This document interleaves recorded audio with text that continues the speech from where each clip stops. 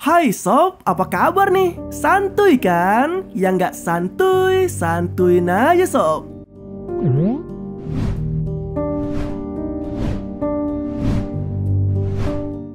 Pertarungan tinju bebas menjadi aksi pembuka dalam kisah kali ini.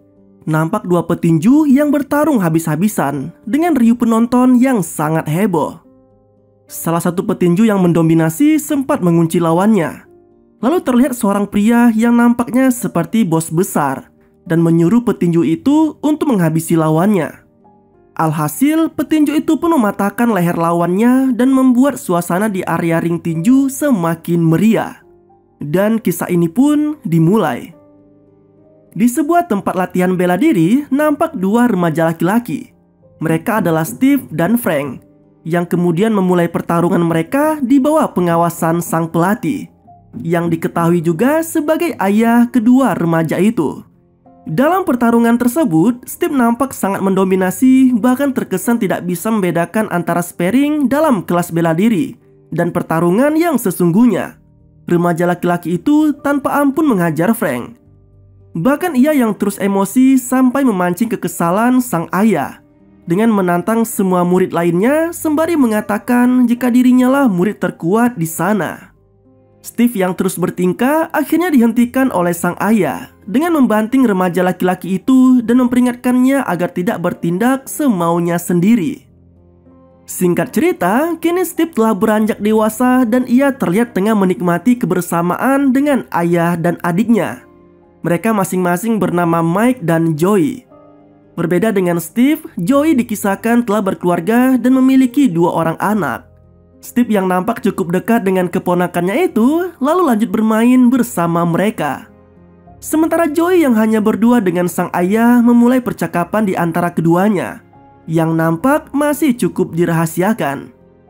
Dalam obrolan empat mata itu, Joey yang merupakan seorang polisi mengungkapkan bahwa akhir-akhir ini pihak kepolisian sempat dibuat repot oleh penemuan mayat tak dikenal dengan banyak kondisi yang luka memar. Polisi pun mengidentifikasi mayat tersebut sebagai korban dari pertarungan bebas ilegal yang berpotensi hingga menyebabkan kehilangan nyawa dari para pertarungannya sendiri. Karena hal itulah, maka kali ini Joey diberi kewenangan untuk menyelidiki kasus tersebut. Mike yang mendengarnya jelas tak ingin anaknya itu terlibat masalah karena menjalankan tugas tersebut. Bahkan ia sempat menyarankan Joey agar menolak tugas kali ini. Namun Joey yang begitu berambisi dengan karirnya seakan tak kuasa menolak tugas tersebut, yang seolah sudah menjadi kewajibannya sebagai seorang polisi. Terlebih ia dipilih untuk tugas tersebut karena memiliki latar belakang bela diri yang cukup baik dan dianggap layak untuk menyamar sebagai salah satu petarung di sana.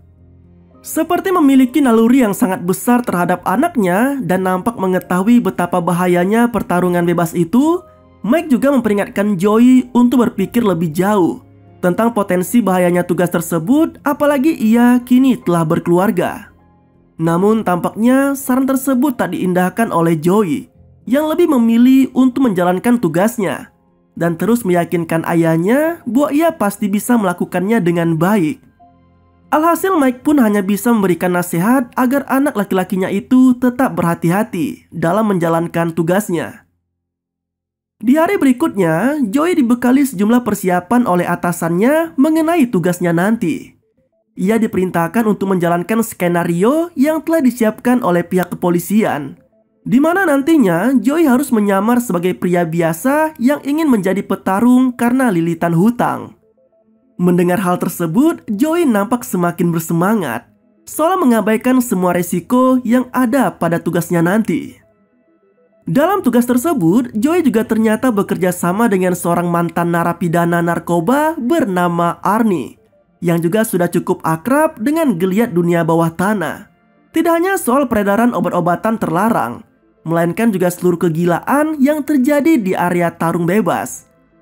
Keduanya lalu mendatangi Vincent yang diketahui memiliki akses untuk menjadikan Joey sebagai petarung di sana. Di tempat Vincent, Arnie mulai memperkenalkan Joey sebagai Johnny, yang disebutnya memiliki pengalaman bela diri dan kini harus membayar hutang-hutangnya.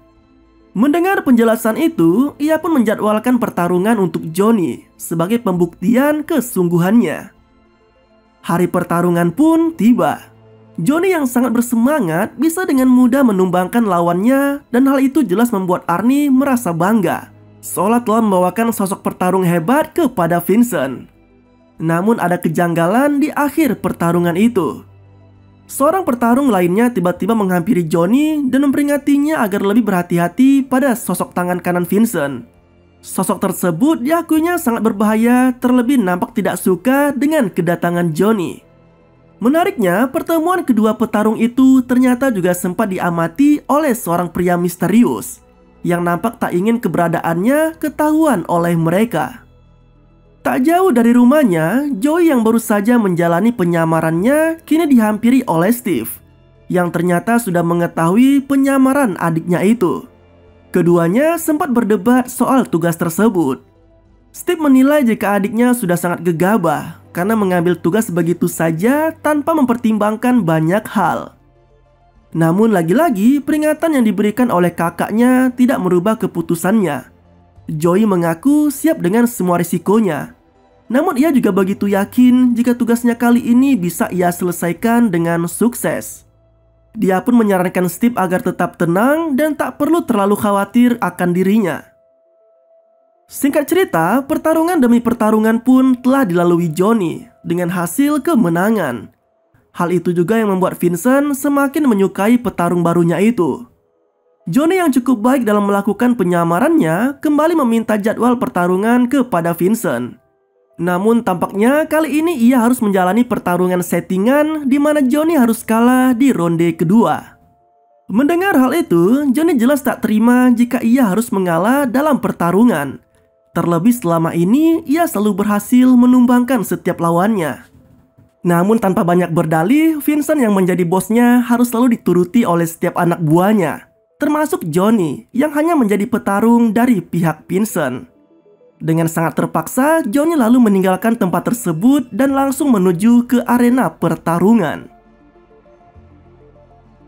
Dalam pertarungan tersebut, Johnny yang dari awal harus menuruti perintah Vincent hanya bisa mengalah di sepanjang pertarungan.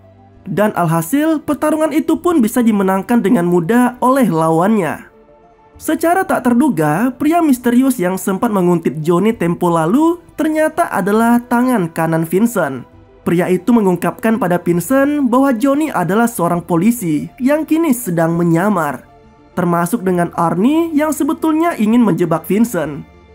Mendengar pengakuan tersebut, Vincent yang selama ini telah menaruh kepercayaan besar pada tangan kanannya itu jelas langsung mempercayai setiap perkataan pria itu. Apalagi tangan kanannya itu juga mengatakan jika semua informasi yang diperolehnya tersebut didapat dari seorang teman yang kebetulan bekerja di kepolisian. Entah apa yang direncanakan oleh Vincent. Ia tiba-tiba langsung menghampiri Johnny dan mengatakan bahwa ia harus segera mengalah agar pertarungan bisa segera selesai. Vincent juga mengatakan jika dirinya ingin membicarakan lebih lanjut mengenai masa depan Johnny dalam tinju bebas. Tanpa berpikir panjang, Johnny pun menuruti perkataan Vincent dan menyelesaikan pertarungan dengan hasil kekalahan. Di luar area pertarungan, Johnny yang kehabisan tenaga karena baru saja menjalani pertarungannya kini malah harus mendapatkan hukuman dari Vincent bersama dengan tangan kanannya yang diketahui bernama Grips. Vincent lalu membawanya ke suatu tempat dan menembaknya hingga tewas. Keesokan harinya, kabar tewasnya Joey akhirnya sampai ke telinga Mike setelah pemimpin kepolisian itu mengunjungi tempat tinggalnya.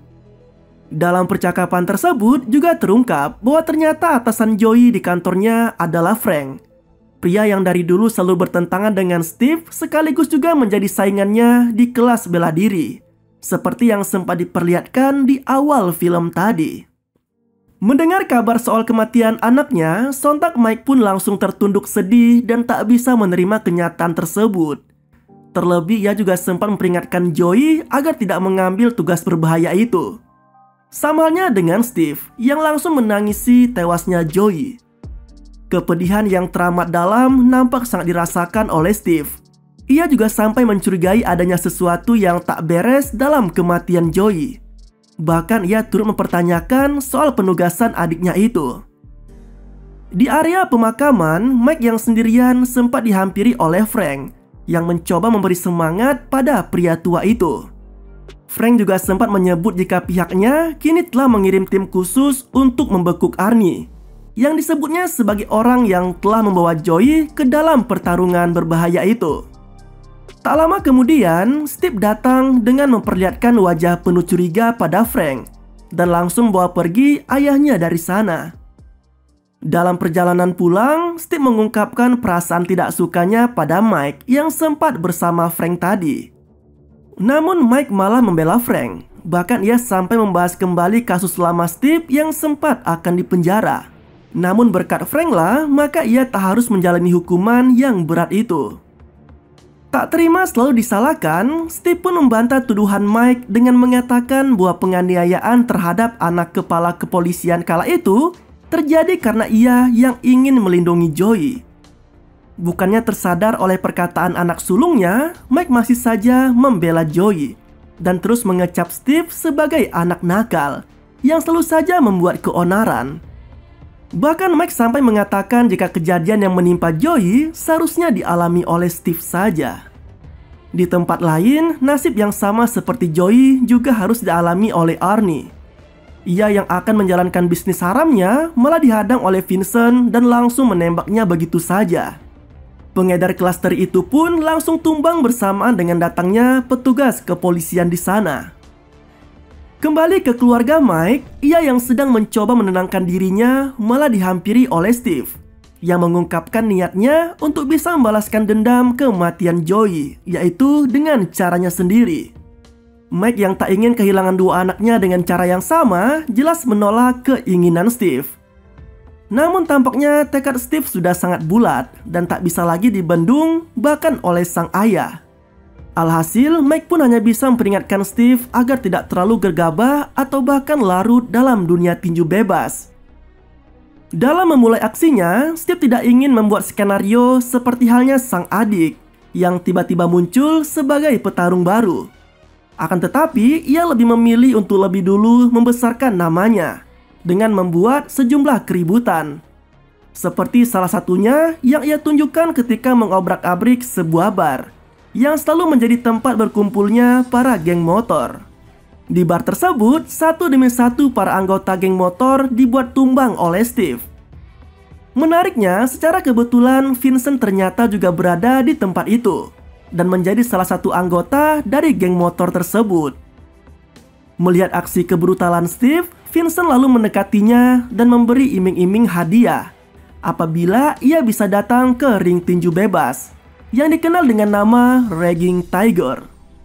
Keduanya lalu mulai berkenalan dengan Steve yang memperkenalkan dirinya dengan nama Sunny. Ia yang awalnya tidak mengenal Vincent kini jadi mengetahui siapa sosok di balik kematian Joey. Hari yang dinantikan pun tiba. Berbeda dengan cara Joey yang tiba-tiba datang ke Vincent dengan menawarkan dirinya untuk bertarung, cara yang dilakukan Steve justru terbukti telah membuatnya lebih cepat dikenal di dunia tinju bebas. Ia juga nampak sangat disegani oleh Vincent, yang bahkan sampai memperkenalkannya pada bos besar di Raging Tiger, yang diketahui bernama Santo Ariza. Bos besar itu juga nampaknya telah mendengar banyak cerita tentang Sunny, yang sempat mengacak-acak salah satu bar tempat berkumpulnya geng motor milik Vincent. Tidak hanya itu, sosok Sunny yang diciptakan oleh Steve juga cukup disukai oleh Santo, yang bahkan sampai menjanjikannya pekerjaan dengan bayaran yang sangat menggiurkan. Hal itu juga yang diakui Santo sebagai sesuatu yang unik dalam diri Sunny, karena tidak semua orang bisa beruntung bertemu dengannya. Tampilan Sunny yang sangar dengan bahasa tubuh ala preman juga semakin meyakinkan Santo untuk memasang taruhan hingga $10.000 untuk dirinya.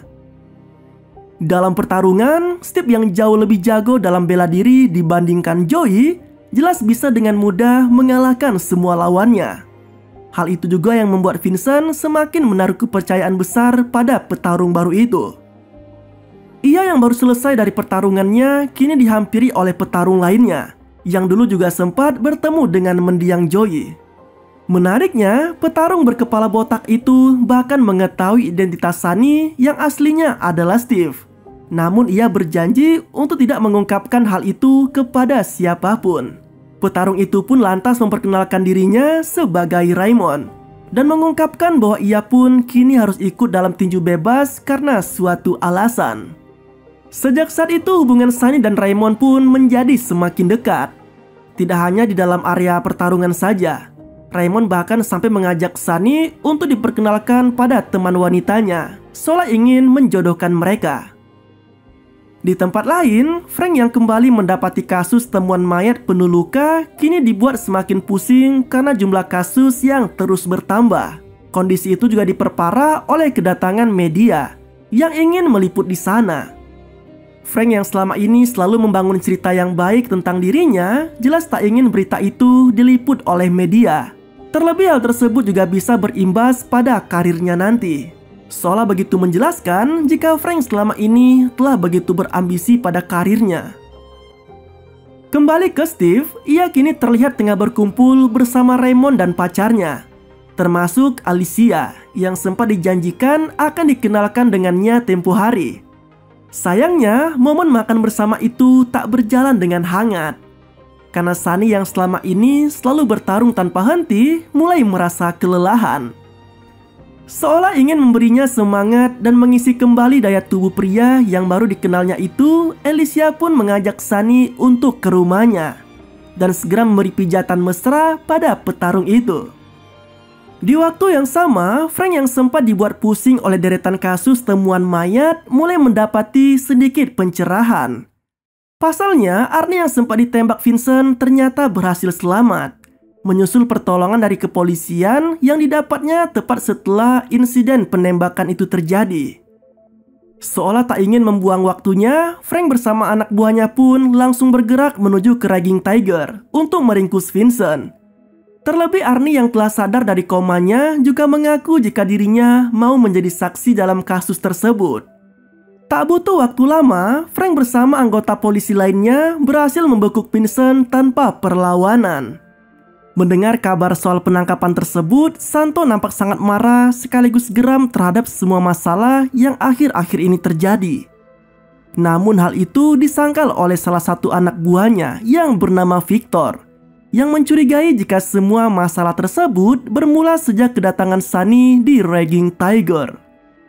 Kembali ke Steve, ia yang hanya ingin mengunjungi ayahnya malah mendapati Frank yang secara kebetulan sedang berada di tempat itu. Mike dan Frank juga terlihat cukup akrab, terlebih kepala polisi itu juga mengatakan bahwa saat ini pihaknya telah menahan Vincent yang menjadi dalang dalam aksi pembunuhan Joey. Frank juga menyarankan Steve agar segera menghentikan aksinya di Raging Tiger dengan berdalih jika kepolisian telah menangkap Vincent. Namun pernyataan tersebut nampaknya tidak membuat Steve merasa puas.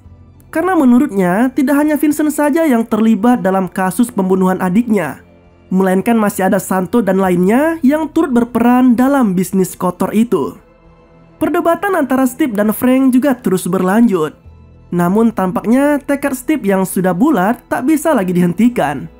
Hingga kemudian Frank pun meminta waktu beberapa hari kepada Steve untuk berhenti sejenak, setidaknya agar kepolisian bisa menciduk semua orang yang terlibat di Raging Tiger. Mendengar hal itu, Steve yang awalnya begitu berapi-api kini mulai melunak dan hanya berpesan pada Frank agar tidak menyeret Raymond dalam penangkapannya nanti. Mengingat petarung itulah satu-satunya orang baik yang dikenalnya di Raging Tiger. Sialnya, pertemuan antara Steve dan Frank ternyata telah diintai oleh Victor yang sedari tadi sudah membuntuti petarung itu. Ia pun lalu menghubungi Santo untuk memberitahu temuannya.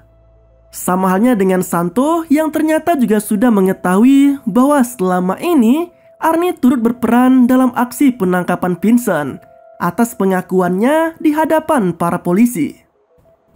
Di hari yang berbeda, Arnie yang akan menjalani sidang atas kasus Vincent nampak sedang berada dalam tempat persembunyiannya.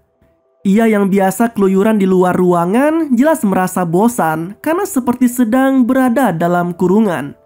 Alhasil ia pun memberanikan diri keluar dari tempat tersebut. Namun naas baginya, ia yang berniat keluar untuk menemui ayahnya malah harus meregang nyawanya setelah ditembaki oleh Victor. Di tempat tinggalnya, Steve yang juga mulai kesal karena belum bisa menjalankan aksinya lagi, kini kedatangan Frank yang memberi kabar jika Vincent telah dibebaskan, menyusul kematian Arnie sebagai saksi kunci dalam kasusnya. Mendengar kabar tersebut, Steve jelas makin geram dan tak sabar untuk segera kembali melancarkan aksinya. Frank yang dari dulu selalu berseberangan dengan Steve pada akhirnya setuju atas sikap yang diambil kawan lamanya itu. Bahkan kepala polisi itu juga siap membantu Steve kapanpun dibutuhkan. Keduanya pun kini sepakat untuk mulai bekerja sama dalam kasus kali ini. Sial bagi Steve, ia yang saat itu sedang berada di luar rumah tiba-tiba dihajar oleh Victor, yang langsung membuatnya terkapar tak sadarkan diri. Saat tersadar, Steve ternyata sudah dalam kondisi terikat dengan kemunculan sosok Santo yang ada di hadapannya. Namun ternyata Santo tidak ingin buru-buru menghabisi nyawa Steve. Akan tetapi, bos besar itu menginginkan agar Steve bisa menjalani pertarungan kematian yang diakui Santo bisa memberikan lebih banyak uang baginya. Steve yang mendengar hal itu jelas menolaknya mentah-mentah. Ia bahkan lebih berharap agar Santo bisa cepat-cepat membunuhnya. Namun tampaknya Santo juga telah mengantisipasi hal tersebut, karena ternyata ia sudah lebih dulu menangkap Mike dan Alicia, yang dijadikannya sandera agar Steve mau menuruti semua keinginannya. Seolah tak memiliki pilihan lain, Steve pun akhirnya menuruti keinginan Santo untuk menjalani pertarungan kematian. Dalam pertarungan pertamanya, Steve dipertemukan dengan seorang petarung bernama Fernando, yang dijuluki sebagai penakluk Spanyol. Perbedaan kelas dan kondisi Steve yang telah babak belur jelas membuatnya kewalahan di atas ring. Namun untungnya ia masih sanggup untuk memberi perlawanan dan menang dalam pertarungan tersebut. Tapi kemenangan tersebut tampaknya tidak membuat Santo menjadi senang. Di pertarungan keduanya, Steve kembali dibuat tak kuasa karena ternyata yang menjadi lawannya adalah Raymond. Meski awalnya sempat menolak, namun pada akhirnya kedua petarung itu tetap menjalani laga tersebut. Uniknya, Steve dan Raymond malah menyajikan pertarungan yang tidak serius, bahkan terkesan seperti ketika mereka sedang berlatih. Hal itu jelas membuat Santo sangat marah dan menghentikan pertarungan tersebut, untuk kemudian mempertemukan Steve dengan lawan terberat di Raging Tiger, yang dikenal dengan sebutan Krill the Lord of War. Pertemuan dua petarung beda kelas itu jelas membuat Steve tak sanggup melaluinya. Bahkan sejumlah pukulannya tak sedikit pun memberi rasa sakit pada Krill. Hingga pada akhirnya Steve pun tumbang hingga tak sadarkan diri. Dalam kondisi setengah sadar, Steve yang masih terus dipukuli oleh Krill tiba-tiba teringat kembali pada pesan Mike ketika ayahnya itu masih mengajar bela diri. Seolah mendapatkan kekuatannya lagi, Steve yang babak belur penuh luka seketika bisa bangkit kembali. Namun tidak seperti sebelumnya. Kali ini Steve mengincar area kaki lawannya dalam tiap serangannya. Secara mengejutkan, serangan demi serangan itu ternyata berhasil memperdaya Krill dan membuatnya tumbang di atas ring. Teriakan untuk membunuh sempat digaungkan oleh para penonton di area pertarungan itu. Sama halnya dengan Santo yang meminta salah satu anak buahnya untuk segera menembak Steve. Namun untungnya saat itu juga datang sekelompok polisi yang langsung mengamankan tempat tersebut. Frank yang selama ini selalu menantikan momen tersebut akhirnya bisa menangkap Santo berkat kerjasamanya yang baik dengan Steve. Sedangkan Steve yang tak kuasa lagi menahan dendam atas kematian Joey akhirnya meluapkannya dengan mematahkan leher Vincent tepat di atas ring tempatnya bertarung. Seolah telah melalui hari beratnya, Steve lalu memeluk erat Alicia, sembari mendapat ucapan selamat sekaligus bangga dari Mike atas aksinya. Dan kisah ini pun berakhir dengan begitu mengharukan.